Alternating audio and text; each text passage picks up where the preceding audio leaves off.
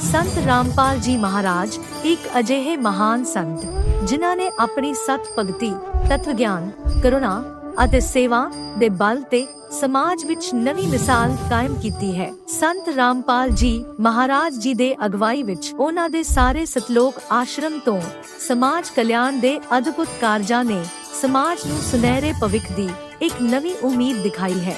ਸੰਤ ਰਾਮਪਾਲ ਜੀ ਮਹਾਰਾਜ ਜੀ ਤੋਂ ਨਾਮ ਦੀਕਸ਼ਾ ਲੈਣ ਤੋਂ ਬਾਅਦ ਲੱਖਾਂ ਲੋਕਾਂ ਦੀਆਂ ਲਾਇਲਾਜ ਬਿਮਾਰੀਆਂ ਜਿਵੇਂ ਕੈਂਸਰ ਅਤੇ ਏਡਜ਼ ਆਦਿ ਠੀਕ ਹੋਈਆਂ। ਸੰਤ ਜੀ ਦੇ ਗਿਆਨ ਤੋਂ ਪ੍ਰੇਰਿਤ ਹੋ ਕੇ ਉਹਨਾਂ ਦੇ ਅਨੁਯਾਈਆਂ ਨੇ ਲੱਖਾਂ ਯੂਨਿਟ ਖੂਨ ਦਾਨ ਕੀਤਾ। ਸੰਤ ਜੀ ਨੇ ਲੱਖਾਂ ਭੈਣ ਬੇਟੀਆਂ ਦੇ ਦਹੇਜ ਮੁਫਤ ਵਿਆਹ ਕਰਵਾਏ। ਸੰਤ ਜੀ ਨੇ ਲੱਖਾਂ ਲੋਕਾਂ ਦਾ ਨਸ਼ਾ ਛੁਡਾਇਆ, ਕਰੋੜਾਂ ਉਜੜੇ ਪਰਿਵਾਰ ਵਸੇ। ਸੰਤ ਜੀ ਦੇ ਆਸ਼ਰਮਾਂ ਵਿੱਚ ਸਮਾਗਮਾਂ ਦੇ ਦੌਰਾਨ ਨਿਸ਼ੁਲਕ ਅੱਖਾਂ ਦਾ ਇਲਾਜ ਅਤੇ ਦੰਦਾਂ ਦਾ ਇਲਾਜ ਕੀਤੇ ਜਾਂਦੇ ਹਨ। ਸੰਤ ਰਾਮਪਾਲ ਜੀ ਮਹਾਰਾਜ ਵੱਲੋਂ ਸਮੇਂ-ਸਮੇਂ ਤੇ ਵਾਤਾਵਰਣ ਸੰਭਾਲ ਮੁਹਿੰਮ ਦੇ ਤਹਿਤ ਵੱਡੇ ਪੱਧਰ ਤੇ ਰੁੱਖ ਲਗਾਏ ਜਾਂਦੇ ਹਨ। ਸੰਤ ਜੀ ਨੇ ਲੋੜਵੰਦਾਂ ਨੂੰ ਤੁਰੰਤ ਸਹਾਇਤਾ ਪਹੁੰਚਾਉਣ ਲਈ ਮੁਫਤ ਐਂਬੂਲੈਂਸ ਸੇਵਾ ਸ਼ੁਰੂ ਕੀਤੀ। ਸੰਤ ਜੀ ਆਪਣੇ ਅਨੁਯਾਈਆਂ ਨੂੰ ਦੇ ਦਾਨ ਲਈ ਪ੍ਰੇਰਿਤ ਕਰਦੇ ਹਨ, ਜਿਸ ਨਾਲ ਮਾਨਵਤਾ ਦੀ ਸੇਵਾ ਅਤੇ ਸਿਹਤ ਸੇਵਾਵਾਂ ਦੇ ਖੇਤਰ ਵਿੱਚ ਸੁਧਾਰ ਹੋ ਸਕੇ। ਸੰਤ ਰਾਮਪਾਲ ਜੀ ਮਹਾਰਾਜ ਜੀ ਦੇ ਸਾਰੇ ਆਸ਼ਰਮਾਂ ਵਿੱਚ ਹਰ ਰੋਜ਼ ਮੁਫਤ ਭੰਡਾਰਾ ਆਯੋਜਿਤ ਕੀਤਾ ਜਾਂਦਾ ਹੈ, ਜਿੱਥੇ ਹਰ ਧਰਮ, ਹਰ ਵਰਗ ਅਤੇ ਹਰ ਜਾਤ ਦੇ ਲੋਕ ਇਕੱਠੇ ਬੈਠ ਕੇ ਭੋਜਨ ਕਰਦੇ ਹਨ।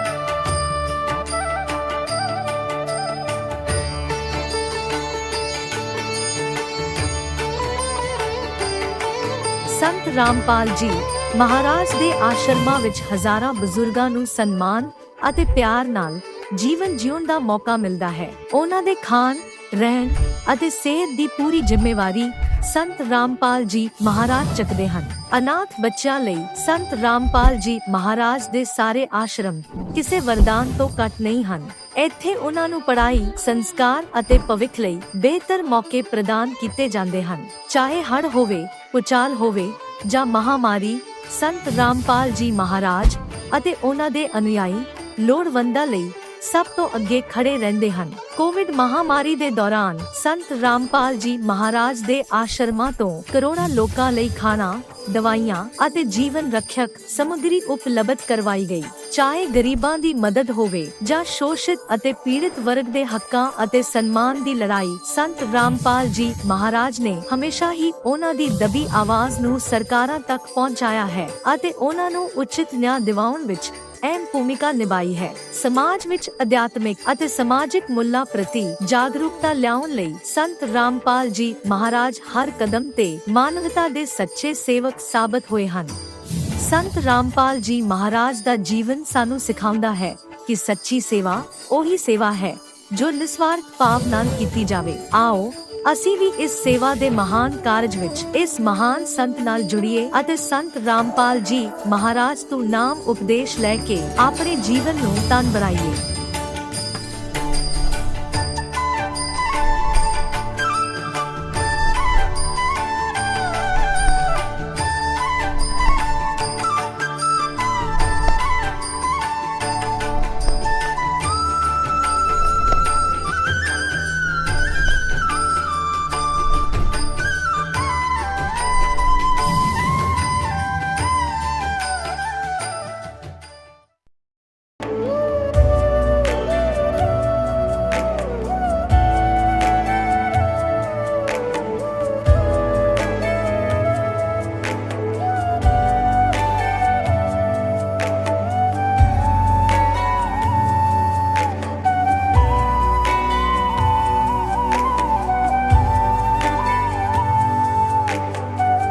गीता में अर्जुन को स्वयं भगवान कह रहे हैं कि उस परमेश्वर की शरण में जा, उसके लिए उन संतों के पास जा जो तत्वदर्शी हो।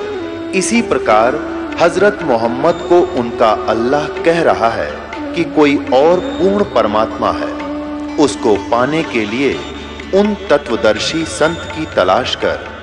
वो प्रभु कौन है, ये जानने के लिए कृपया अवश्य सुनिए जगत गुरु तत्वदर्शी संत रामपाल जी महाराज के अमृत वचन।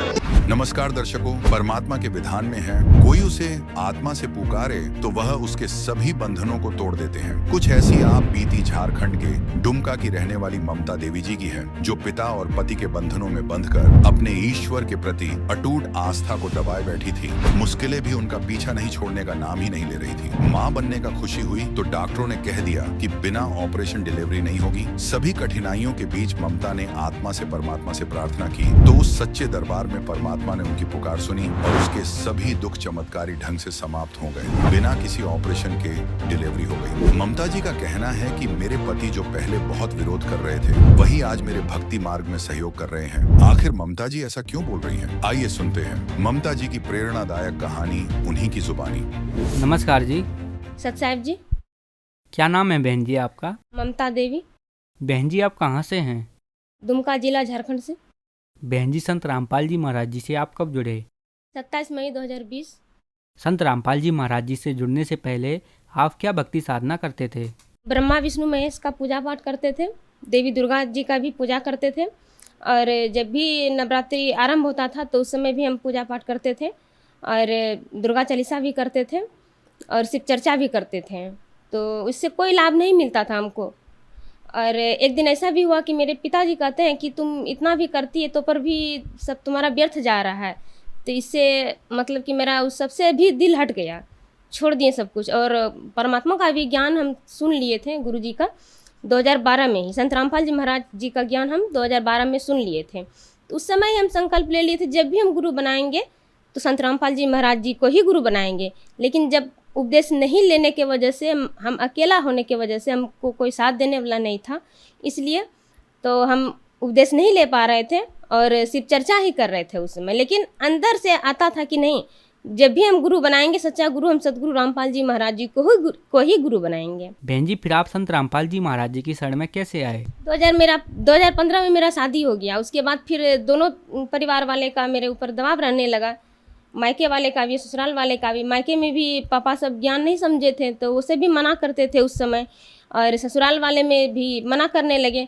तो उसके बाद सब भी हम पहले जानकारी देते थे कि ऐसे ऐसे इसमें नियम मर्यादा रहता है, लेकिन मर्यादा हम फॉलो कर रहे थे पहले से कि हमको उपदेश लेना चाहे किसी भी हालत में लेना हो, तो हम पहले से ही कुछ मर्यादा फॉलो कर रहे थे। फिर मालिक से हम 2020 में उपदेश ले लिए। और क्या हुआ कि उपदेश लेने से पहले, जबकि मेरा बाबू आने वाला था, डिलीवरी होने वाला था 2017 में ही, तो 3 दिन हम हॉस्पिटल में रहना पड़ गया हमको, और पूरा फूल गए थे।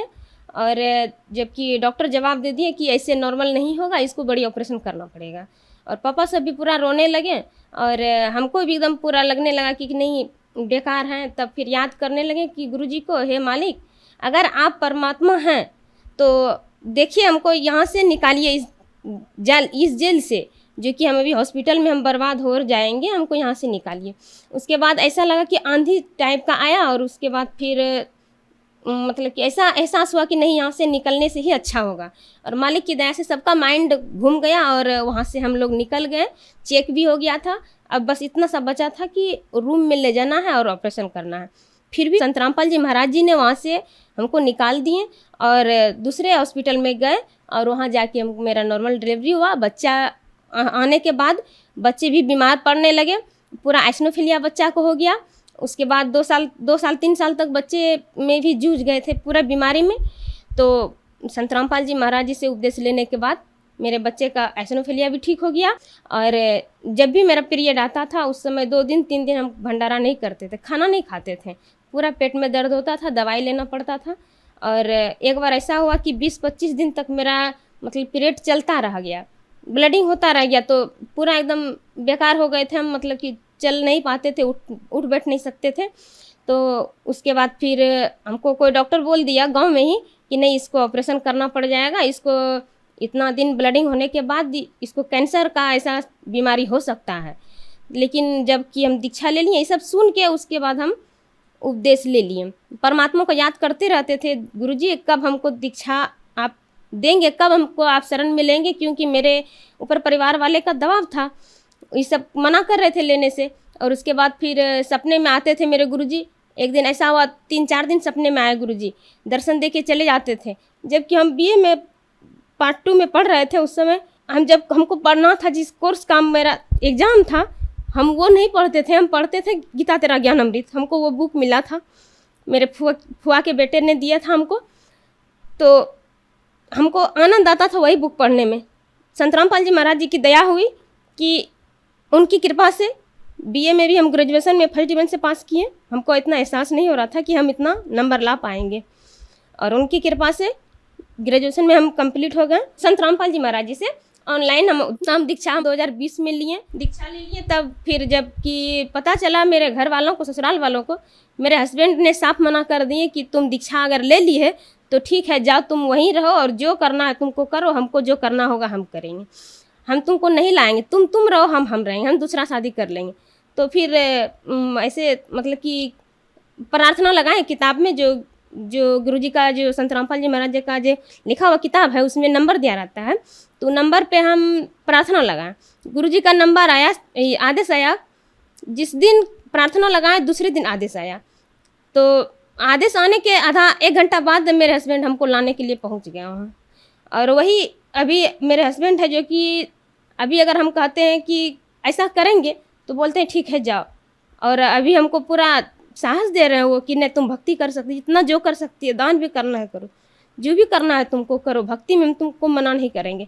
ये संत रामपाल जी महाराज जी का बहुत बड़ा चमत्कार हुआ है, जो कि हमको संभव नहीं लग रहा था कि ऐसा होने वाला है। बहन जी, संत रामपाल जी महाराज जी की शरण में आने के बाद आपको बहुत सारे लाभ प्राप्त हुए, तो जो दर्शक आज आपको टीवी पर देख रहे हैं वह संत रामपाल जी महाराज जी से कैसे जुड़ सकते हैं? टीवी पे जो सत्संग आता है तो नीचे पीले पट्टी में नंबर आता है, और जितना भी संत रामपाल जी महाराज जी का लिखा हुआ बुक है वो बुक में भी नंबर आता है। वो नंबर से कांटेक्ट करके अपना सेंटर पता कर सकते हैं और वहाँ से आप नाम ले सकते हैं। जो भी देख रहे हैं, जो भी नाम लेना चाहते हैं, ज्ञान समझे नाम ले। धन्यवाद जी। सत साहिब जी। अब जगत गुरु तत्वदर्शी संत रामपाल जी महाराज जी के सत्संग के माध्यम से उस अद्वितीय आध्यात्मिक ज्ञान के बारे में जानते हैं जिसके माध्यम से आप भी प्राप्त कर सकते हैं ऐसे आध्यात्मिक, मानसिक और भौतिक सुख जो अभी तक आपने सिर्फ मीराबाई, ध्रुव, प्रहलाद जैसे कुछ ही भक्तों की जीवन कथा में सुने होंगे। अब सुनिए तत्वदर्शी संत के संग शास्त्र अनुकूल भक्ति सत्संग, ऐसा अद्वितीय आध्यात्मिक ज्ञान जिसका है सर्वधर्मों के पवित्र शास्त्रों में प्रमाण। ये परमात्मा प्रत्येक युग में आते हैं। सतयुग में परमेश्वर का नाम सत सुकृत रहता है। त्रेता में मुनिंदर नाम से परमात्मा प्रकट होते हैं। द्वापर में करुणामय नाम से परमेश्वर एक लीला करते हैं, जो बालक रूप धारण करके, शिशु रूप धारण करके फिर धीरे धीरे बड़े होते हैं, जनसाधारण जैसी लीलाएं करते हैं। ऐसा वेदों में लिखा है कि वो परमात्मा प्रत्येक युग में एक शिशु रूप धारण करके नीचे आते हैं और धीरे धीरे बड़े होते हैं। और प्रत्येक, जैसे आम व्यक्ति जनसाधारण अपने हाथों से निर्वाह करके गुजारा करता है, निर्वाह करता है, अपने सब कर्म करता हुआ, ऐसी वो लीला करता है। और साथ में वो तत्वदर्शी संत की भूमिका भी करता है। तो वो परमात्मा कलयुग में अपने वास्तविक नाम से आए थे, कबीर नाम थे, कबीर नाम थे। आपको बहुत बार कथा सुनाई है, जब द्वापर युग में परमात्मा आए हुए थे कबीर जी, यानी परम अक्षर ब्रह्म, अपनी लीला करने के लिए। उस समय वो जब शिशु रूप धार करके एक तालाब के अंदर कमल के फूल पर विराजमान हुए, वहां से उनको एक वाल्मीकि दंपत्ति जो निसंतान थे वो उठा ले गए थे। द्वापर युग में परमात्मा की परवरिश एक वाल्मीकि परिवार के घर पे हुई थी, और वहां उनका ही एक मित्र था, उन परमात्मा का एक, वहीं वाल्मीकि उस समुदाय के अंदर एक सुदर्शन नाम का बहुत अच्छी आत्मा का भगत था, वो परमात्मा का शिष्य हुआ था। और सुदर्शन जी के माता पिता, उन्होंने परमात्मा कबीर जी की बात को स्वीकार नहीं किया था। सुदर्शन जी बहुत अच्छे परमात्मा को अच्छी तरह समझ चुके थे, अपने माता पिता से भी बहुत बार प्रार्थना करते थे, लेकिन बात यह आ जाती है कि घर का जोगी जोगड़ा, बाहर का जोगी सद, क्योंकि वो उसी कॉलोनी में रहे भगवान, वाल्मीकि के घर में जन्म, तो उसको भगवान मानना हंसी खेल नहीं। बिना ज्ञान के भगवान की पहचान हो नहीं सकती, वो नहीं माने। अंत में जब परमात्मा ने कहा कि सुदर्शन, उसके माता पिता शरीर छोड़ गए, लेकिन भगवान से उपदेश नहीं लिया। तब सुदर्शन जी के जाने का समय आया, तब परमात्मा वहां पहुंचे कि सुदर्शन, सतलोक की तैयारी है बेटा, अग्निक की तैयारी है। आपने ज्ञान ऐसा दे दिया, इसे गंदे लोक में फिर पैर फंस गया तो दाता क्यों करीब सूत में नहीं आओगी। ठीक है बेटा, एक बात बता, तेरी कोई इच्छा तो नहीं है? क्योंकि इच्छा सबसे बड़ी दुश्मन है इस जीव की, वापस ला फंसाओगी। सुदर्शन जी ने कहा कि प्रभु कोई इच्छा नहीं दास की, आपने ज्ञान ऐसा दे दिया। कुछ देर के बाद कहता है, भगवान एक प्रार्थना है इस दास की। मेरे माता पिता बहुत ही अच्छी आत्मा के थे, बहुत ही नेक थे। हे परमात्मा, उन्होंने आपका नाम नहीं लिया। हे दाता, वो इस काल के जाल में फंस गए। और मेरी एक थोड़ी सी प्रार्थना आपसे, उचित समझो तो प्रभु स्वीकार करना, उनको पार करना प्रभु, किसी जन्म में उनको पार करना। अब परमात्मा ने सोची यू भी फंसेगा, अब यू भी रहेगा यहाँ पर। मुश्किल से एक निकालन की सोची थी काल के जालते, यू भी फंस गया। यह भी कमजोरी ये है। एक बुजुर्ग व्यक्ति डॉक्टर के पास चला गया और जाके कहने लगा, डॉक्टर साहब मेरी कमर दुख है। डॉक्टर ने देखा अस्थि पिंजर से रह बूढ़ेगा, वो कहने लगा, बाबा यह कमजोरी है, वीकनेस है ये शरीर में। फिर कहता मैं खड़ा होता हूं तब चक्कर आता है। डॉक्टर बोला कमजोरी है।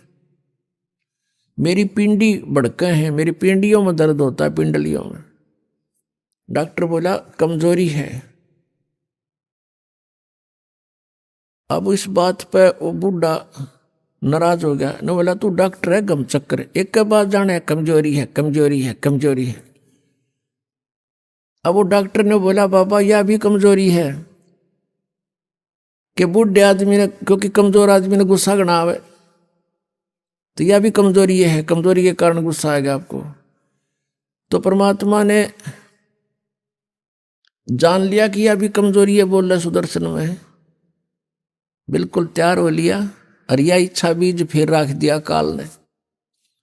परमात्मा कहते हैं इच्छा दासी जम की, या खड़ी रहे दरबार, और पाप पुण्य दो वीर हैं, या सतखसमी नार। अब जैसे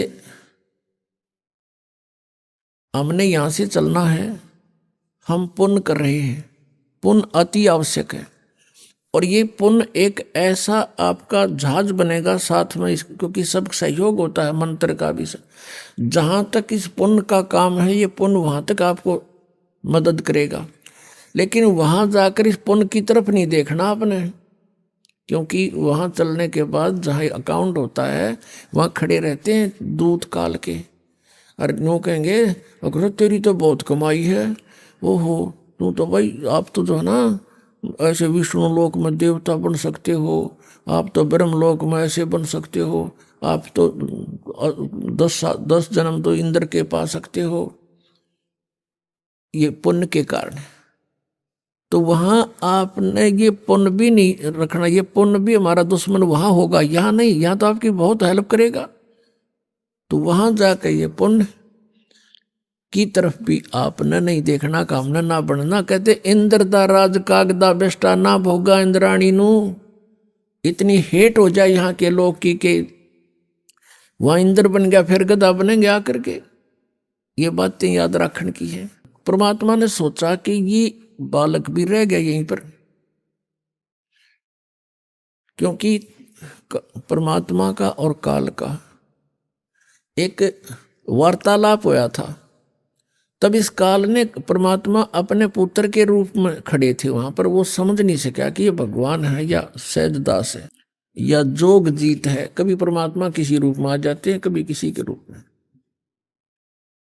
तब उसने कहा था कि 3 युगों में जीव कम ले जाना प्रभु, 3 युगों में, सतयुग त्रेता द्वापर में कम जीव ले जाना, और चौथा युग जब कलयुग आवे तब तव शरण जीव बहु आवे।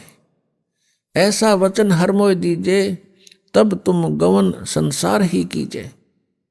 तो 3 युगों में जीव कम ले जाना और चौथे युग में कितने ही जीव ले जाना, ऐसा प्रतिज्ञा परमात्मा से ले ली थी। भगवान ने कह दिया था ठीक है, पर परमात्मा भी जान थे कि ये 3 युगों में ये भक्ति को नहीं करें, क्योंकि सतयुग त्रेता द्वापर में अच्छी आत्माएं होती हैं, मजबूत शरीर होता है, पिछले पुण्य साथ होते हैं, और कोई भी साधना वो कर रहे हैं उनको पिछले पुण्यों से लाभ होता ही रहता है। तो ये सोचते रहते हैं कि जो साधना मैं कर रहा हूँ वही, उसी से मुझे पुण्य हो रहा है, ये लाभ हो रहा है। तो इसलिए परमात्मा ने ये चौथा युग चुना था कि चौथे युग ये खाली हो लेंगे, कति खोखे हो जाएंगे, पुण्य इनके साथ रहे नहीं, इनकी ब्राह्मटी होगी, और ये साधना भी कर रहे होंगे डुप्लीकेट काल की प्रोड्यूस की हुई, इनसे उनको कोई लाभ नहीं होगा। और फिर हम जाएंगे या अपना कोई दास बेच देंगे, अपना प्रतिनिधि, और फिर पावर मालिक की काम करती है, हम इनको सुख देंगे, ये पहचान जाएंगे भगवान कौन है और छोड़ देंगे उन नकली साधनाओं को। तो इस दृष्टिकोण से परमात्मा ने वहां सोचा था कि मुश्किल से तो एक युग तैयार कराया था, और ईब यो भी गोडे टेक ज्ञानियों के आगे मन में दोष तो आ ही लिया। अब उस सुदर्शन जी को ये विश्वास था कि यदि परमेश्वर ने एक बार हाँ भर ली तो मेरे पिताजी पार ही होंगे, माता पिता। तो परमात्मा ने कहा ठीक से बेटा, चिंता ना कर, तेरे माता पिता को मैं पार करूंगा, पर उन्हें गलती तो बहुत करी, लेकिन मैंने तेरे से वचनबद्ध हो गया। मैं आप पे कह दी भगवान ने, नहीं तो वो कहता परमात्मा ने सोची थी वो डूबेगा ही। तब उसको एकदम शांत हो गया, हे भगवान बड़ी दया करी, हे परमात्मा बड़ी रजा करी। अब वो तो भेज दिया सतलोक में सुदर्शन। तो अब क्या हुआ कि उसके माता पिता अगले जन्म में ब्राह्मण के घर जन्म हुआ, उनका दोनों का, पति पत्नी का फिर योग हुआ। परमात्मा वहां पहुंचे, उनका संतान नहीं थी कोई भी। परमात्मा उनको 3 वर्ष के बालक के रूप में मिले। सब जगह ढिंडोरा पिटवा दिया, किसका बालक है, मुनादी करवा दी, किसी ने स्वीकार नहीं किया। अधिकारियों से भी बात करा दी कि किसी ने नहीं लिया, तो उन्होंने कह दिया आप ही रख लो। अब 3 वर्ष का बालक, और उनको न्यू कहे। अब माता पिता तो कहना ही था भगवान ने, और कहता बैठा के बैठ जाते जब कभी, कहते आप भक्ति करो, परमात्मा का नाम लो, मैं परमात्मा हूं, और भक्ति करो, मैं नाम बताऊंगा, अपने नाम ले लो। वो हंसन लग जाते थे, दादा पाक गया है, हमने का नाम ले ले, मैं भगवान हूं। तो उसने पागल कहने लगे, पागल है यो लड़का, पता नहीं क्या बोलने लग जाता है। जब परमात्मा ने खूब कोशिश की, 1-2 वर्ष उनके संग रहे, वो नहीं माने तो अंतर ध्यान हो गए उनके सामने से। अब उनको इतना जबरदस्त बैराग हो गया भगवान का, हे परमात्मा ये तो सचमुच भगवान थे, हमने तो एक बालक माना था। अब ये कर्म बनाओ थे, उनकी वह एक तरफ कसक वो मेडिटेशन बन गया। उनकी मृत्यु हुई इसी कसक में, अगला जन्म फिर ब्राह्मणी का हो गया, संतान वहां भी नहीं। अब वो शिव जी के पुजारी थे, गौरी शंकर सरस्वती नाम था उनका, गौरी शंकर ब्राह्मण का, सरस्वती उसकी पत्नी का।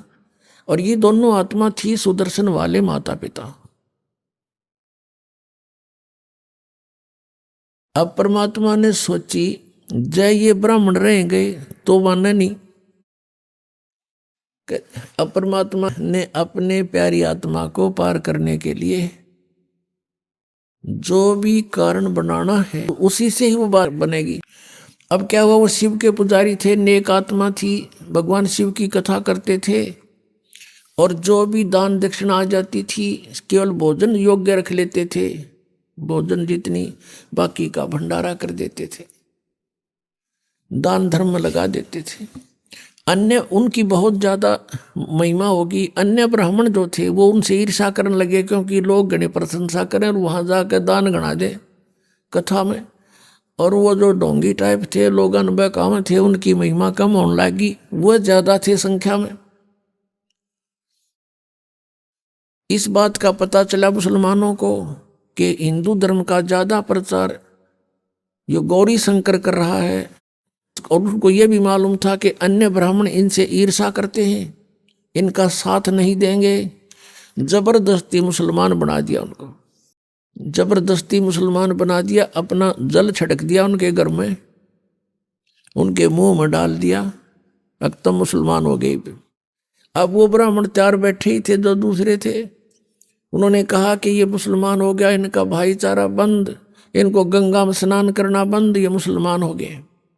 वो तो बाट देखे थे, उनको तो इंतजार थी इसे दिन की। सब जगह डंडोरा पीट दिया, वो मुसलमान बन गया, गौरी शंकर मुसलमान बन गया। अब वो मुसलमान बन गया तो बन गया, अब क्या करे, मजबूरी होगी, क्योंकि ब्राह्मणों ने बाईकाट कर दिया उसका। उनका नाम रख दिया नूर अली, और उसकी पत्नी का नाम रख दिया नियामत। उनको फिर नीरू और नीमा कहने लगे।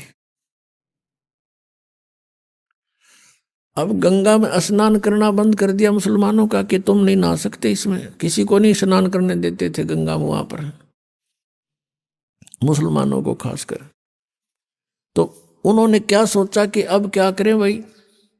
गौरी शंकर सरस्वती ने, नीरू नीमा ने विचार किया कि पहले तो रोजी रोटी चल रही थी कथा करने से, फिर उन्होंने सोचा भाई ऐसा कौन सा आसान कार्य है जो बिना पैसे के शुरू हो सके, हमारे पास पैसा तो है नहीं।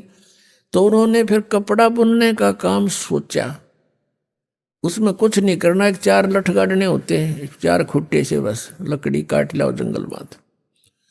तो वो कार्य शुरू कर दिया, और इतनी नेक आत्मा थी, फिर भी उनका जो मेहनताना आता था, दोनों की रोटी से जो बच जाता था, हफ्ते 10 दिन में भंडारे में लगा देते थे, यानी पुण्य करते थे। उनको संतान नहीं थी। पुण्यात्माओं, समाज के अंदर हम ऐसी कुरीतियां भर चुके हैं कि आधे से ज्यादा हम उनसे दुखी हैं।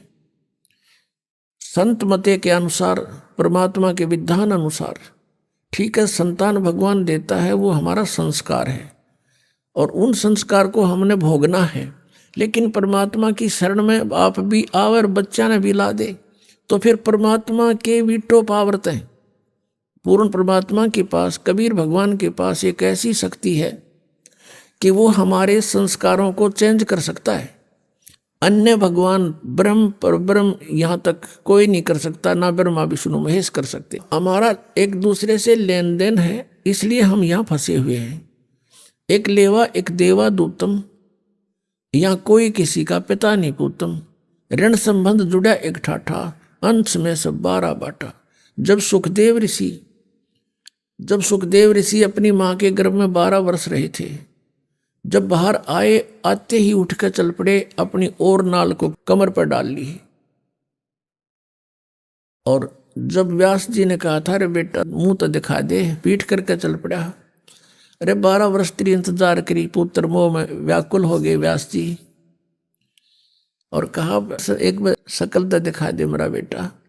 तो सुखदेव दूसरी तरफ मुंह किए हुए कहता है कि ऋषि जी, ना जाने कितनी बार तू मेरा बाप बन लिया, ना जाने कितनी बार मैं तेरा बाप बन लिया।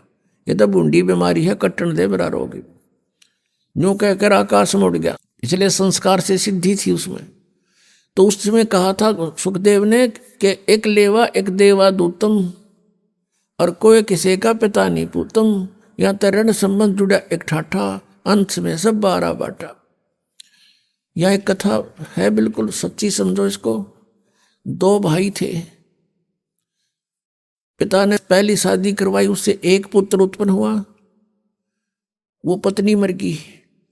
दूसरी शादी कराई, उससे दूसरा पुत्र उत्पन्न हुआ। वो पिता के एक के संतान थे, माताओं के 2 के थे। उनकी एज में भी काफी डिफरेंस था। बड़े पिता की मृत्यु होगी, बड़े भाई का विवाह हो गया। छोटा भाई जब 10-1 वर्ष का था अस्वस्थ हो गया। इलाज करवाना चाहा, 10-20 हजार 2,000 रुपये लगाए, स्वस्थ नहीं हो पा रहा था। तो दोनों ने, पति पत्नी ने मिलकर सोचा, उस बड़े भाई ने और उसकी पत्नी ने, कि आधी संपत्ति का हकदार है, सबको पता है मरने वाला है, बीमार बहुत है, क्यों पैसे व्यर्थ करते हो, इसको विष दे देते हैं या विष का इंजेक्शन लगवा देते हैं। एक सलाह बन गई, क्यों बुरे काम में जल्दी बात बने हैं, एक राय हो जाती है। तो एक डॉक्टर से बात करी, उसने कहा कि तू ऐसे ऐसे कर दे, इसके इंजेक्शन लगा दे या कोई औषधि दे दे विष की,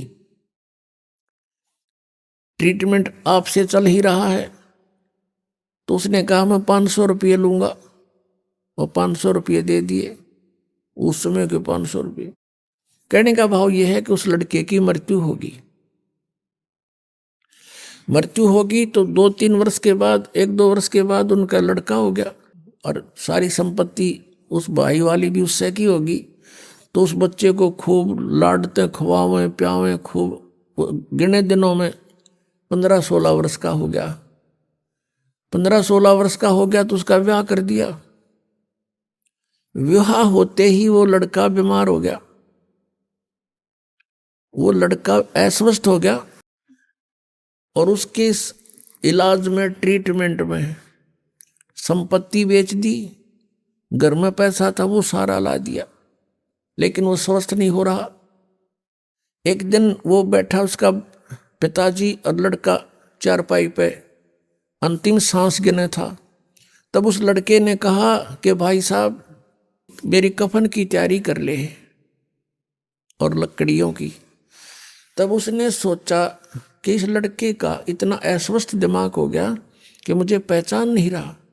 उसने कहा, बेटा मैं तेरा पिताजी हूं। वो कहने लगा, मुझे पता है तू मेरा पिताजी नहीं, तू मेरा भाई है। तुझे याद होगा आपका एक छोटा भाई था अखां, और उसको तूने कैसे मारा था? विष दे के। और मैं ही वो हूं, और तेरे पुत्र रूप में जन्म लिया मैंने। अब भाई साहब मेरा हिसाब बराबर हो गया। जितनी मेरी संपत्ति तूने हड़पी थी वो सारी ले ली, सारी खर्च हो रही मेरे ऊपर। अब लकड़ियों के और कफन के पैसे शेष है, और इनकी तैयारी करना चला। तब उसने पूछा कि भाई बात तेरी सारी सच्ची है, सही मैंने जुल्म किया तो मेरे आगे आगी एकलौता पुत्र है, और आगे होने की आस नहीं, मेरा कुल नाश हो गया। मैंने जैसा किया मुझे तो भोग मिल गया। भाई भगवान का न्याय, बड़ी अच्छी बात, मुझे मिलना चाहिए था दंड। परंतु ये जो तेरी पत्नी है, इसने क्या जुल्म कर दिया बेचारी ने। ये अब तेरे मरने के बाद इसको जिंदा जलावेंगे, सती प्रथा थी वहां पर। अब इसने क्या जुल्म किया? उसने पूछा वो डॉक्टर कहाँ है? कि वो डॉक्टर भी 2 वर्ष के बाद, तेरे मृत्यु के 2 वर्ष बाद अचानक मर गया। तब उसने कहा कि ये वही डॉक्टर है जो मेरी पत्नी बन के आई है। अब यह जलेगी, और नहीं तो और क्या होगा इसका पाप आत्मा का। तो यहाँ इन बातों को पुण्यात्माओं आपने अपने हृदय में जचाना पड़ेगा। जैसे गीता जी अध्याय नंबर 7 के श्लोक नंबर 29 में गीता ज्ञानदाता कहता है कि उस तत्परम को जानकर और सारे अध्यात्म ज्ञान को जानकर सब कर्मों से परिचित होकर प्राणी केवल जरा और मरण से छूटने का ही प्रयत्न करता है। वो यहाँ किसी वस्तु की डिमांड नहीं रखता। जरा माने बुढ़ापा, मरण मीन मृत्यु। तो पुण्यात्माओं, हमने सब कर्मों से परिचित होना है। एक समय एक गुरु शिष्य चले जा रहे थे। एक मछियारा मछली पकड़ रहा था और उनको पकड़ पकड़ के जाल भर भर के बाहर डाल रहा था। वो तड़प तड़प के मर रही थी। तब शिष्य ने पूछा, गुरुदेव, इस अपराधी प्राणी को क्या सजा मिलेगी? गुरुदेव ने कहा, बेटा आजा, फिर बताऊंगा, समय आने पर उत्तर दूंगा तुझे। कुछ 5-7 वर्ष के बाद, 8 वर्ष के बाद, दोनों गुरु शिष्य जा रहे थे, जंगल से गुजर रहे थे, वन से। वहां एक हाथी का बच्चा उछल कूद करता करता 2 पेड़ों के बीच में फंस गया। बहुत निकट निकट थे। निकलने की चेष्टा की लेकिन नहीं निकल पाया। निकलने की चेष्टा करने में उसकी सारी खाल छुल गई। वो निकलते आया बाहर, लेकिन इतना लाचार हो गया, वो गिर गया। उसके सारे शरीर में कीड़े पड़ गए, कीड़े, और वो बुरी तरह चिल्लाहट मार रहा है, चिल्ला रहा है। अब उस शिष्य ने पूछा, गुरुदेव, इस प्राणी ने ऐसा कौन सा जुल्म कर दिया? देखो कितने कीड़े पड़े हुए इसके शरीर में, चिल्ला रहा है। तब गुरुदेव ने कहा, बेटा, जो मछियारा आपने देखा था, प्रश्न पूछा था मेरे से, एक मछियारा मछलियां पकड़ रहा था, आपने पूछा था कि इसको क्या दंड मिलेगा? कहने लगे कि ये वही अपराधी है, हाथी की जूनी में आदि जितनी मछलियां थी वो इसको नोच नोच कर इसका मांस खा रही है, ये कीड़े बन के। तो पुण्यात्मा, परमात्मा कहते, तुमने उस दरगाह का मैल नहीं देखा, धर्मराज के तिल तिल का लेखा। हम फिर अपने उसी प्रसंग पर आते हैं।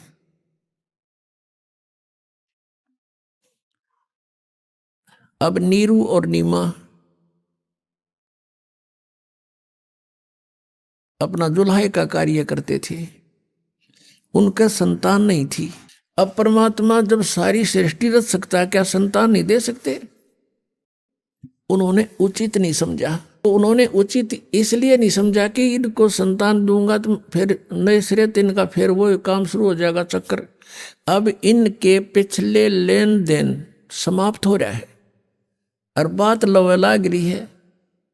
परमात्मा जानकार डॉक्टर थोड़ा गलती कर सकता है? डॉक्टर गलती नहीं कर सकता कि इसमें ऑपरेशन बने बनाए काम ने फिर बिगाड़ दे। तो परमात्मा का उद्देश्य यहाँ से निकालना है, सभी आत्मा उसकी है। हम तो अपने सुख के लिए बेटे न रोए हैं कि बड़ा हो के कमावो हैं और ये मुझे सुख दे, फलाना करो। और वो बालक बीमार हो जा 6 महीने और अच्छी खूब तो पैसे लगे, 1 साल में सारा परिवार न्यू कहे भगवान इस नठा ले, इसका अच्छा था, देखा नहीं जाता, घना दुखी हो रहा है। और परमात्मा जो फैसला करता है वो बिल्कुल सही करता है। तो संसार के विचारों से और आध्यात्मिक मार्ग में बहुत अंतर है। इसलिए कहते हैं जगत और भगत का बैर बना रहता है, विरोध होता है। विरोध का कारण यही है कि संसार की बातें अपने सतर की हैं और भक्तों की आध्यात्मिक मार्ग की बातें होती हैं। जैसे बहुत से ऐसे प्रमाण हैं कि आध्यात्मिक मार्ग में कहते हैं वहाँ तो दंडवत प्रणाम करते हैं, वहाँ तो ऐसा करते हैं, लंबे लेटते हैं। अब इस तरह की बातों को संसारिक लोग पसंद नहीं करते क्योंकि उनको ज्ञान नहीं। हमारा घीसा गल है, हम तो जो करें आनंद आता है, हमारे पुण्य बढ़ते हैं, अहंकार खत्म होता है। ये दुश्मन जो हमारे जीव का दुश्मन है अहंकार, इस तरह का होता है। तो समाज तो सोचता है जिसका संतान नहीं होता निकम्मा आदमी, कर्महीन, इसकी शकल भी नहीं देखनी चाहिए। ये काल की प्रेरणा, लोक वेद है। और भगवान के मार्ग में वो बहुत पुण्यकर्मी प्राणी है। देखो पुण्यकर्मी तो वो भी हैं जिन नाम ले लिया, उनके संस्कार एक दूसरे पुत्र पुत्री में है तो भी अच्छी बात है। सब उस परमात्मा की आत्मा है, सबको लगा दे भगवान के चरणों। अब संस्कार जो हैं हल्के हो जाएंगे, परमात्मा अपने सतर से, अपनी पावर से ठीक करेगा उनको, तो वो हमारे आसानी से सुलझ जाएंगे और इससे जीवन में काम निपटा देंगे। आपका भी संतान है उसका भी, और जिनका संतान नहीं है वो तो बना बनाया काम है उनका। तो देखो ये नहीं है कि भी संतान भगवान नहीं दे सकते, दे सकते, लेकिन उनको संतान नहीं दी इसलिए नहीं दी कि ये फिर इस 84 के कोल्लू में फिर जुड़ जाएंगे। उनके लिए स्वयं चले गए बालक बन के उस अपने भगत की प्रतिज्ञावश। अब दूसरी बार परमात्मा ने जो लीला वो करते हैं, वो लीला की।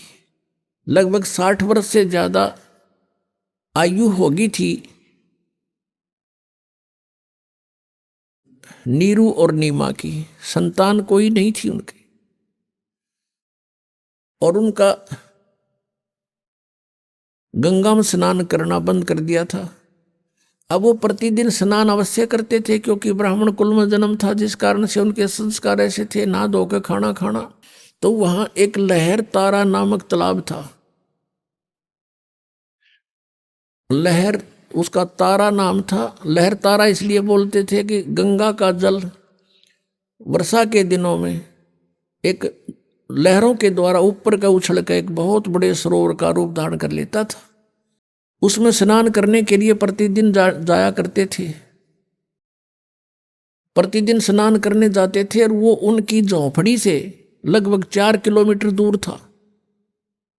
उसमें वन ही वन थे, वहां पर बहुत बड़ा सरोवर था। जिस दिन परमात्मा सतलोक से चलकर आए, आकाश से अपने सतलोक से चलकर आए, वो तीसरे मुक्ति धाम से, उसी समय एक अष्टानंद नाम के महर्षि रामानंद जी के शिष्य, एक ऋषि अष्टानंद जी साधना कर रहे थे अपने गुरुदेव के द्वारा बताई गई क्रियाओं से। उसने देखा कि आकाश से एक प्रकाश का गोला आया। उसकी आंखें जब उसको सहन नहीं कर सकी, आंखें बंद होगी तो अष्टानंद ने क्या देखा कि एक बालक रूप दिखाई दिया। जैसे हम सूर्य की ओर देखते हैं, सूर्य के प्रकाश को हमारी चरम दृष्टि सहन नहीं कर पाती, आंखें इधर उधर कर लेते हैं, बंद कर लेते हैं, तो फिर भी हल्का सा आकार सूर्य का हमें दिखाई देता है। ऐसे ही जब उसने आंखें बंद की तो क्या देखा कि एक शिशु रूप बालक दिखाई दिया। फिर दोबारा आंखें खोली तो क्या देखा, एक उस सरोवर के एक कोने में वो प्रकाश सिमट गया। सूर्य उदय से पहले का समय था। सूर्य उदय होने से 1.5 घंटा पूर्व को ब्रह्म मुहूर्त बोलते हैं। वहां परमात्मा ने एक कमल के फूल पर आकर के वो विराजमान हुए। और अष्टानंद जी ने सोचा ये क्या हुआ, लेकिन उन्होंने बालक रूप वहां कमल के फूल पर नहीं दिखाई दिया क्योंकि अंधेरा था। परमात्मा ने शिशु रूप धारण किया। अब अष्टानंद जी वहां से उठकर चले गए, अपने गुरु पंडित रामानंद जी से कहा कि गुरुदेव, आज मैंने ऐसी एक प्रकाश देखा आकाश से, क्योंकि ये भगवान का प्रकाश मानते हैं।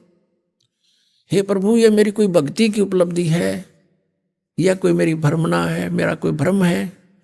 तब रामानंद जी ने बताया कि पुत्र, ये कोई तेरी भक्ति की उपलब्धि नहीं है और न ही कोई तेरा भ्रम है। ऊपर के लोकों से जब देव आते हैं, जिनका पुनर्जन्म होना होता है, वो आते हैं और किसी माँ के गर्भ में प्रवेश करेंगे, वहाँ से उनका जन्म होगा, या कोई लीला करने आते हैं तब ऐसी परिस्थितियाँ होती हैं। अब जैसा उस गुरु ने ज्ञान था, अपने शिष्य की संतुष्टि कर दी। उधर से नीरू नीमा स्नान करने के लिए उसी दिन चल रहे हैं। अब नीमा रास्ते में रो रही है और अपने भगवान शंकर से प्रार्थना कर रही है। भले ही वो मुसलमान बन गए थे, लेकिन भगवान शंकर को नहीं भूल पा रहे थे। वैसे तो पुण्यात्माओं, ये जो मोहम्मद जी थे, हजरत मोहम्मद, ये शिवलोक से आए थे। एक बहुत अच्छी आत्मा थी, गण थे उनके, पिछले संस्कार अच्छे थे, उनके कारण ये वहाँ जन्म हुआ उनमें शक्ति भक्ति थी, और जिस कारण से एक अलग से भक्ति विधि उन्होंने चलाई। अब क्या बताते हैं कि वही मोहम्मद, वही महादेव, वही आदम, वो ब्रह्मा, गरीबदास दूसरा कौन है, देखा अपने घर में वही मोहम्मद, वही महादेव, क्योंकि महादेव के ही ये पुजारी थे, और वही आदम, वही ब्रह्मा। आदम जी जो है बाबा आदम, ये ब्रह्मा जी के अवतार थे, उनके लोक से आए हुए थे।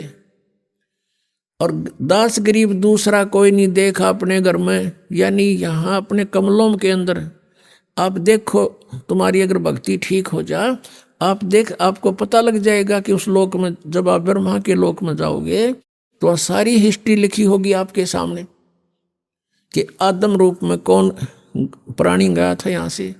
फिर वो क्या होते हैं कि वहाँ से भक्ति युक्त आते हैं, नीचे आकर उनके संस्कार कमजोर हो जाते हैं, आशीर्वाद दे देकर फिर वो पितर रूप धारण कर लेते हैं, पितर लोक में जन्म होता है उनका जा करके। हजरत मोहम्मद जी को जब जबराइल नाम के एक देवता ऊपर लेकर गए थे फरिश्ता, तो वहां देखा था कि बाबा आदम स्वर्ग के अंदर रो रहा है, एक तरफ देखता है तो रोता है, दूसरी तरफ देखता है तो हंसता है। तब हजरत मोहम्मद के पूछने पर जबरील ने बताया कि ये बाबा आदम है, और ये रो इसलिए रहा है कि इसकी नकम्मी संतान जो थी वो गलत काम करते थे, आज नरक में पड़े हुए, उनको देखता है तो रोता है। अच्छी संतान इसकी थी, वो स्वर्ग के अंदर है, स्वर्ग की तरफ देखता है तब ये हंसता है। अब वो बाबा आदम वहाँ भी दुखी। तो कहने का भाव ये है कि ये सभी हमारे संस्कार मिले जुले हैं, हम कोई अलग कोई नारे हम नहीं हैं, लेकिन इस काल ने हमें कई भागों में बांट दिया, अब इनको फिर धीरे धीरे एक होना है। तो कहने का भाव ये है, जो प्रसंग चल रहा है कि भगवान शिव को बहुत याद करती थी, अब नीमा रो रही है, अंदर से पुकार रही है कि हे भगवान, हे शिव जी महाराज, अपनी दासी को भी एक लाल दे दो, मेरा भी समाज में सिर हो जा, समाज के अंदर मुझे भी जीने का राह मिल जावे। हमें तो देखते ही लोग ये कहते हैं ये तो मनहूस आ गए हैं, इनकी तो शक्ल भी ना देखो, ऐसा कहकर बुरी तरह रो रही है। नीरू ने कहा, नीमा, यदि हमारे भाग्य में होता तो भगवान दे देते, अल्लाह दे देते हमें, लेकिन हमारे भाग्य में नहीं है। और तू ना रोया कर बार बार, तेरी आंखें फूट जाएंगी, बुढ़ापे का सहारा है नहीं, आंखें से तुझे दिखना बंद हो जाएगा, तो ज़्यादा दुखी हो जाएगी, बार बार मत रोया कर। ऐसे कहते बतलाते वो उस स्थान पर पहुंच गए जहाँ प्रतिदिन स्नानार्थ जाया करते थे। जून का महीना, ज्येष्ठ सुदी पूर्णमासी, सन 1398, संवत 1455, ये गर्मियों के दिन उत्तर प्रदेश काशी बनारस की बात है। अब पहले नीमा ने स्नान कर लिया, उस तालाब में स्नान करके वो बाहर आ गई।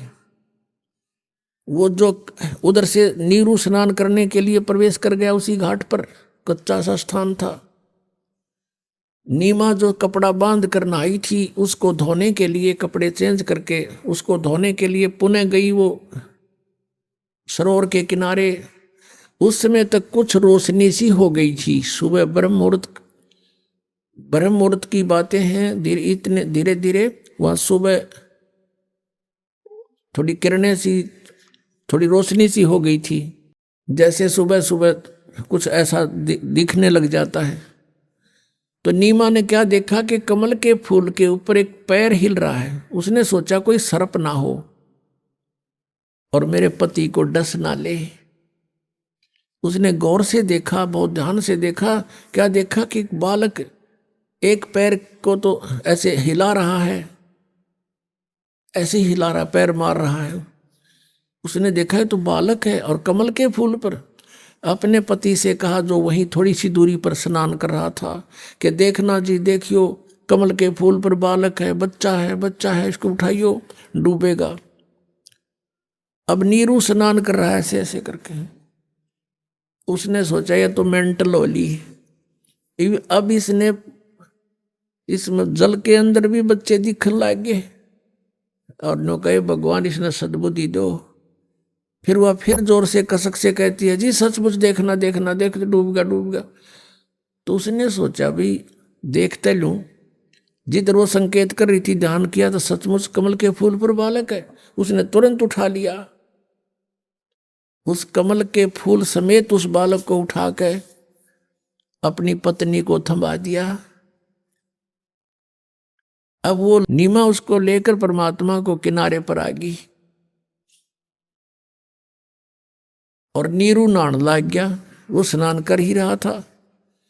अब नीमा परमात्मा को, वो तो परमेश्वर आए हुए थे, अपना आत्मा जिस मालिक का नाम लेते हैं, रोम रोम करना जाते हमारे, जिसकी खोज में हम युगों से लगे हुए हैं। और वो परमात्मा उस बहन की गोदी में एक बालक रूप बना के, अब जो आनंद उस माई को महसूस हुआ होगा, जिसके नाम से आनंद होता है, जिसको आसपास वो हमारे हो तो उसको कितना सुख होगा। अब ये तो वो माई ही व्याख्यान कर सकती है, वही वर्णन कर सकती है, उसके पास भी जुबान नहीं होगी। लेकिन पुत्र मोह, मालिक की कृपा, इतना सुंदर बालक, उसको देख देख कर कभी उसको प्यार करती है, मुंह चूमती है, सीने से लगाती है और शुक्र मनाती है अपने शंकर भगवान का। हे भगवान, आज ही हृदय से पुकार की थी, आज ही भगवान आपने मेरी सुन ली। अब यहाँ बताते हैं कि जगत का पेखना पेख्या, धड़ी का नाम ना लेखा। इन ब्रह्मा विष्णु महेश हर के 9 नंबर बना करते आ तरह खुद भगवान अन्यों के शिव जी ने दे दिया। अब हम ऐसे ही अभी तक भ्रमित रहे। अब थोड़ी देर के बाद स्नान करके वो नीरू बाहर आया। उसने विचार लाया कि पहले तो हम मुसलमान बना दिए, मुसलमानों से हमारा ज़्यादा लिंक नहीं, हिंदू हमसे बात नहीं करते, और कहीं हम इस बालक को घर लेकर जाएंगे तो गांव वाले नगर वाले कहेंगे कि तुम किसी का चुरा के लाए हो। हम कहेंगे कमल के फूल पर मिला, हमें कहेंगे झूठ बोलते हो, कमल के फूल पर बालक हो ही नहीं सकता, और हमारा हुलिया बिगाड़ेंगे, बालक को छीन लेंगे, पूछेंगे कहाँ इनकी माता पिता, वह रो रही होगी, तुम चुरा कर लाए हो किसी का। इस तरह की उसने 100 अटकल लाकर अपनी पत्नी से कहा कि भगवान इस बालक ने यहीं रख दे, इसी में अपनी खैर है। लेकिन नीमा कहती है जी ना जाने इस बालक ने मेरे पर के जादू कर दिया, अब मैं इसके बिना जी नहीं सकती, मर सकती हूँ, मैं इसको नहीं छोड़ सकती। अब नीरू ने सोचा कि ये मानती नहीं और घर ते बेघर करवाएगी, बालक रहना नहीं। उसने अपने जीवन में पहली बार अपनी पत्नी की तरफ हाथ किया थप्पड़ मारने के लिए, रोते हुए कि तू जिद्दी होगी, मैं तेरी हर बात को मानता आया हूँ, इस कारण के हमारे संतान नहीं है कि तेरी आत्मा दुख ना पा जा, इसलिए तू जिद्दी होगी, हट करने लगी है, मेरी एक नहीं मानती है, और छोड़ इस बालक को। यूं हाथ किया ही था, परमात्मा बोले जो गोदी में थे, कहने लगे नीरू सावधान हो। अब नीरू रुक गया, डर गया कि कोई भूत है, प्रेत है, कि फरिश्ता है। बालक बोल पड़ा और कहा कि मुझे घर ले चलो, तुम्हारा कोई आपत्ति नहीं आएगी, मैं तुम्हारे लिए आया हूं। और नो बालक बोल पड़े, कलजा पाट जा।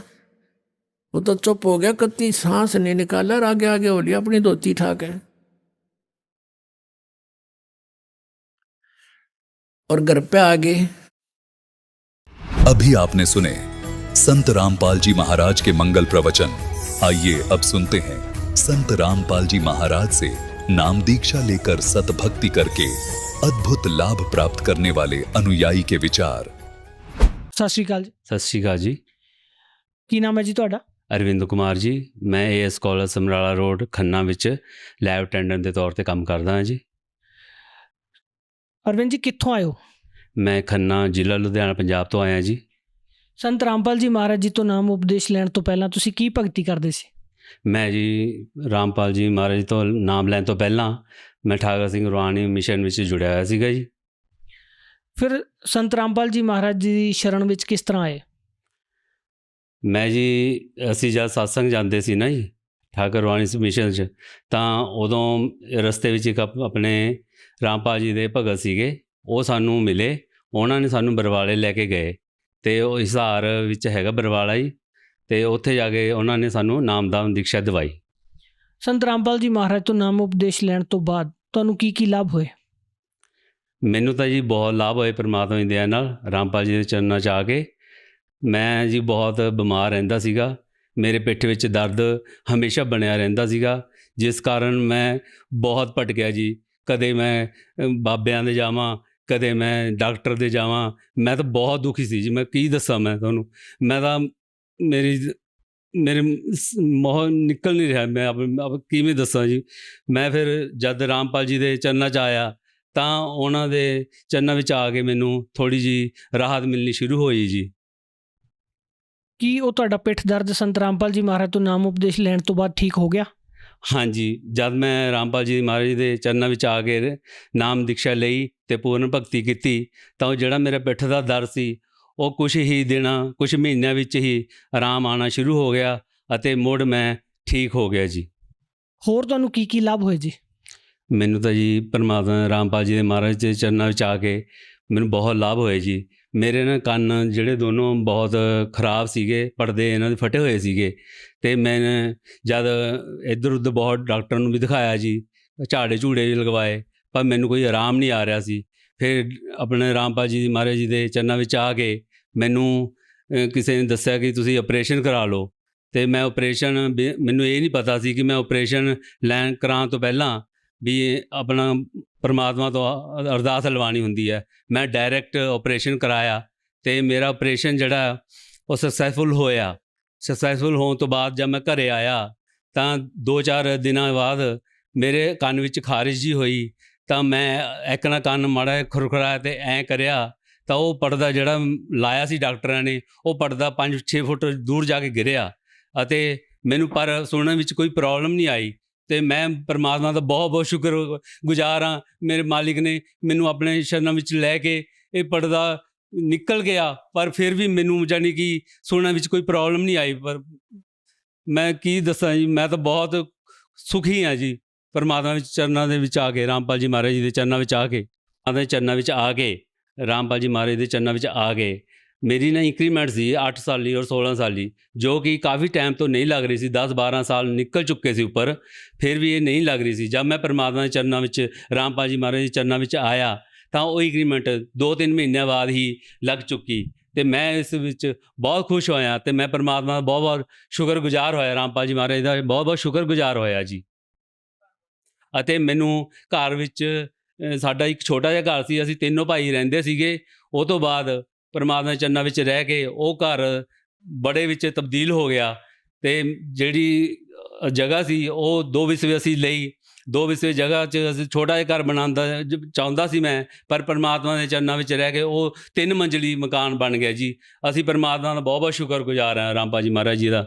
ਜਿਹੜਾ ਤੁਸੀਂ ਵਾਰ-ਵਾਰ ਪਰਮਾਤਮਾ ਸ਼ਬਦ ਕਹਿ ਰਹੇ ਹੋ, ਕਿਹਦੇ ਲਈ ਕਹਿ ਰਹੇ ਹੋ? ਪਰਮਾਤਮਾ ਕਿਹਨੂੰ ਕਹਿ ਰਹੇ ਹੋ ਤੁਸੀਂ? ਦੇਖੋ ਜੀ, ਪਰਮਾਤਮਾ ਅਸੀਂ ਰਾਮਪਾਲ ਜੀ ਮਹਾਰਾਜ ਜੀ ਨੂੰ ਕਹਿੰਦੇ ਹਾਂ, ਕਿਉਂਕਿ ਇਹਨਾਂ ਦੇ ਵਿੱਚ ਇੰਨੀ ਸ਼ਕਤੀ ਹੈ, ਇਹਨਾਂ ਦੇ ਬਚਨਾਂ ਵਿੱਚ ਇੰਨੀ ਸ਼ਕਤੀ ਹੈ, ਇਹਨਾਂ ਦੀ ਭਗਤੀ ਵਿੱਚ ਇੰਨੀ ਸ਼ਕਤੀ ਹੈ ਕਿ ਇਹਨਾਂ ਦੀ ਸ਼ਕਤੀ ਕੀ ਦੱਸਾਂ ਮੈਂ। ਇਹਨਾਂ ਦਾ ਨਾਮ ਇੰਨਾ ਜਾਨੀ ਪਾਵਰਫੁੱਲ ਹੈ ਕਿ ਨਾਮ ਲੈਂਦੇ ਹੀ ਸੁੱਖ ਮਿਲਣੇ ਸ਼ੁਰੂ ਹੋ ਜਾਂਦੇ ਹੈ। ਅਰਵਿੰਦ ਜੀ, ਸਾਡੇ ਦਰਸ਼ਕਾਂ ਨੂੰ ਕੀ ਸੁਨੇਹਾ ਦੇਣਾ ਚਾਹੋਗੇ? ਮੈਂ ਜੀ ਪਰਮਾਤਮਾ ਦੇ ਚਰਨਾਂ ਵਿੱਚ ਰਹਿ ਕੇ ਤਾਂ ਮੈਂ ਕੀ ਸੁਨੇਹਾ ਦੇ ਸਕਦਾ। ਮੈਂ ਤਾਂ ਪਰਮਾਤਮਾ ਦੇ ਗੁਣ ਹੀ ਗਾ ਸਕਦਾ ਕਿ ਮੈਂ ਸਾਰੀ ਜਿਹੜੀ ਸ੍ਰਿਸ਼ਟੀ ਵਿੱਚ ਸੰਗਤ, ਜਿੰਨੀ ਵੀ ਜਨਤਾ ਹੈ, ਮੈਂ ਉਹਨਾਂ ਨੂੰ ਇਹੀ ਸੰਦੇਸ਼ ਦੇਣਾ ਚਾਹੁੰਦਾ ਕਿ ਪਰਮਾਤਮਾ ਰਾਮਪਾਲ ਜੀ ਦੇ ਮਹਾਰਾਜ ਵਿੱਚ ਚਰਨਾਂ ਵਿੱਚ ਆ ਕੇ ਜੁੜਨ, ਅਤੇ ਉਹ ਜਿਸ ਤਰ੍ਹਾਂ ਮੈਨੂੰ ਲਾਭ ਹੋਏ ਹੈ ਉਹ ਤੁਹਾਨੂੰ ਵੀ ਹੋਣ। ਮੈਂ ਇੰਨਾ ਕੀ ਕਹਿ ਸਕਦਾ ਜੀ, ਇਹ ਤੋਂ ਜ਼ਿਆਦਾ ਮੈਂ ਕੁਛ ਨਹੀਂ ਕਹਿ ਸਕਦਾ ਜੀ। ਧੰਨਵਾਦ ਜੀ। ਸਤਿ ਸਾਹਿਬ ਜੀ।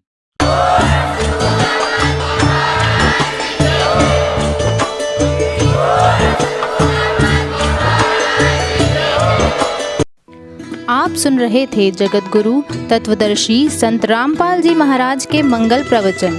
अधिक जानकारी के लिए संपर्क करें।